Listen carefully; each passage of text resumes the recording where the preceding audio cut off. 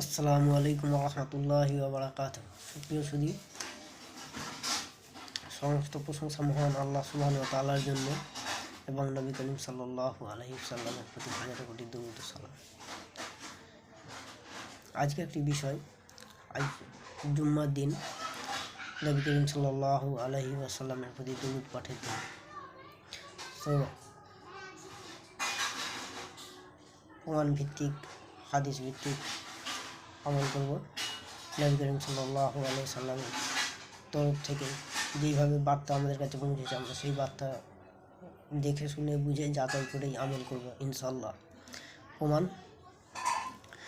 আবু দাউদ শরীফ দ্বিতীয় খণ্ড, পৃষ্ঠা নম্বর 350, হাদিস নম্বর 1531।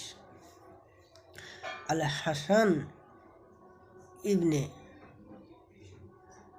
আলী রাহমাহুল্লাহ আউস রাদিয়াল্লাহু আনহু থেকে বর্ণিত। তিনি বলেন, নবী করিম সাল্লাল্লাহু আলাইহি ওয়াসাল্লাম বলেছেন, তোমাদের জন্য উৎকৃষ্ট দিন হলো জুম্মার দিন, মানে তোমাদের জন্য সবথেকে ভালো দিন হলো জুম্মার দিন। তোমরা ওই দিনে আমার উপর অধিক দরুদ পাঠ করবে। রাবি বলেন, সাহাবাগণ জিজ্ঞাসা করলেন, নবী করিম সাল্লাল্লাহু আলাইহি সাল্লামের সঙ্গী সাথীরা, সাহাবাগণেরা জিজ্ঞাসা করলেন, ইয়া রাসূলুল্লাহ সাল্লাল্লাহু আলাইহি ওয়াসাল্লাম, আপনার দেহ মুবারক চূর্ণ বিচূর্ণ হয়ে মাটির সাথে মিশে যাবে, তখন কি রূপে তা আপনার সামনে পেশ করা হবে?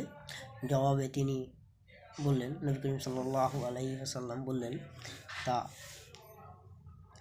আল্লাহ তাআলা জমিনের জন্য নবীদের শরীরকে হারাম করে দিয়েছেন। অতএব এই হাদিস দ্বারা আমরা দুটি জিনিস বুঝতে পারি। একটি হলো, আজকে জুম্মার দিন সবথেকে ভালো দিন। আজকের দিনে আমরা নবী করিম সাল্লাল্লাহু আলাইহি ওয়াসাল্লামের প্রতি দরুদ পাঠ করব। এবং আরেকটি কথা জানতে পারি যে নবী করিম সাল্লাল্লাহু আলাইহি সাল্লাম কিংবা আরও সমস্ত যেসব নবী পৃথিবীতে এসেছেন, তাদের কারুরই দেহ মোবারক কখনো ধ্বংস হয়ে যাবে না। যেভাবে তাদেরকে মাটিতে শোয়ানো হয়েছে, তাদের দেহ সেই রকমই থাকবে। এই কথা নবী করিম সাল্লাল্লাহু আলাইহি সাল্লাম বললেন, যে মাটির জন্য হারাম করে দেওয়া হয়েছে তাদের দেহকে।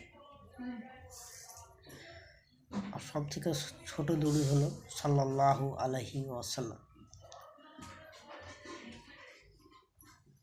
অতএব আমরা এবং দুরূদ ইব্রাহিম পাঠ করব, কারণ নবী করিম সাল্লাল্লাহু আলাইহি সাল্লাম দুরূদ ইব্রাহিম আমাদেরকে শিক্ষা দিয়েছেন।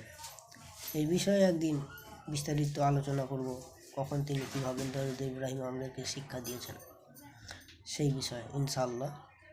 আজ এতটুকুই। আপনারা সকলে আমার জন্য দোয়া করবেন। আপনারা সকলেই ভালো থাকেন। আসসালামু আলাইকুম ওয়া রাহমাতুল্লাহি ওয়া বারাকাতুহু।